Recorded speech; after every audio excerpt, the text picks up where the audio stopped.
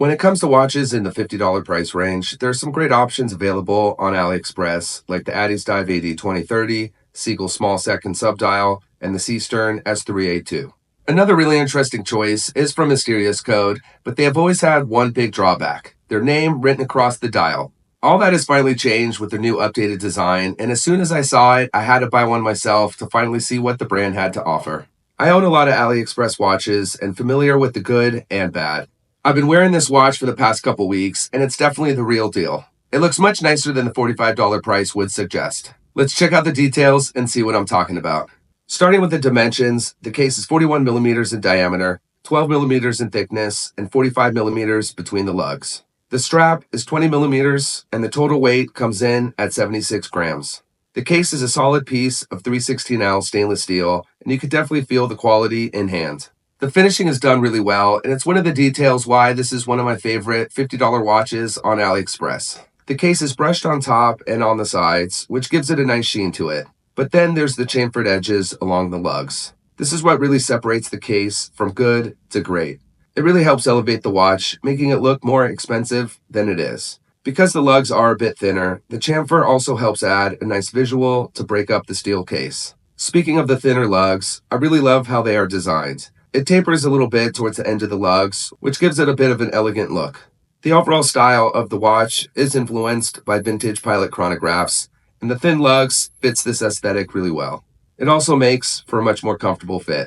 On the top of the case is a simple, eye-catching coin edge bezel that is polished and has a small side to it where it meets the case. It's simple but really effective, and surprisingly, the bezel insert is made of ceramic. The hour markers and numerals are not just painted, but they are engraved into the insert, which was not a detail I was expecting at this price point.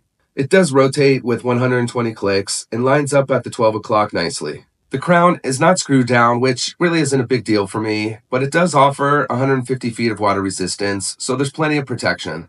It has really nice grooves and signed with the letter M. The two chronograph pushers are polished and the classic pump pusher style. And finally on top, protecting the dial, is a pot-shaped K1 mineral crystal, which has been heat-treated for extra protection.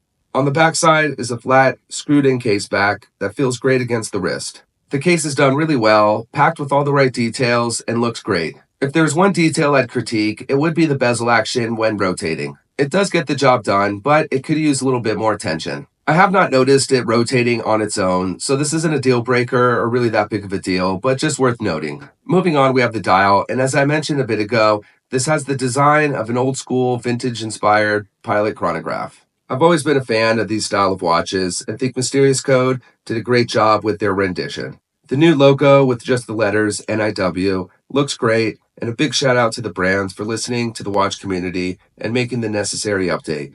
Towards the bottom of the dial is just the word chronograph in cursive, which, although is a small detail, it helps tie in the overall vintage look. On the outside perimeter is the internal tachymeter scale, which sits next to the Roman numerals. The black dial is mostly black, but the two subdials have a bit of a sunburst effect, which helps break up the elements. The white hands are crisp and looks great.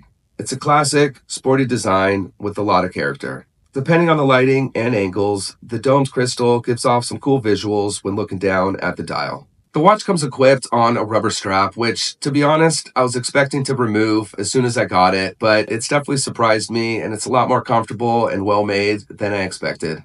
It's a bit firm, but still pliable and really comfortable. I did try it out on a few other straps, but this one it comes with is really a great option, and I'm definitely going to be keeping it on the watch. It does include quick-released fixed spring bars, so easy strap changing. The buckle is solid, fully brushed, and has no logos, which I do really prefer. Powering the watch is the Seiko VK64 movement, which is definitely one of my favorites. I think it offers a lot of accuracy, durability, and functionality. It features essential hours, central minutes, and central chronograph seconds, along with the 1/5 seconds, 60-minute counter, 24-hour indicator, and the date function. It also provides the sweeping seconds hand that can be seen on automatic movements, which is a cool feature and fun to look at. I've definitely really been enjoying wearing this watch, and it's a keeper in my collection. I had high hopes for the watch, and it's definitely surpassed my expectations. There are a bunch of other Mysterious Code watches that I would love to see get updated with the new abbreviated logo, or possibly with no logo option, like some of the other brands on AliExpress offer. Even though the mysterious code text is small, it is noticeable, and it's likely what has stopped others, like myself, from buying one of their watches. I hope you enjoyed taking a hands-on, detailed look at this new watch. I'd love to hear your thoughts. As always, thanks for watching. I'll see you next time.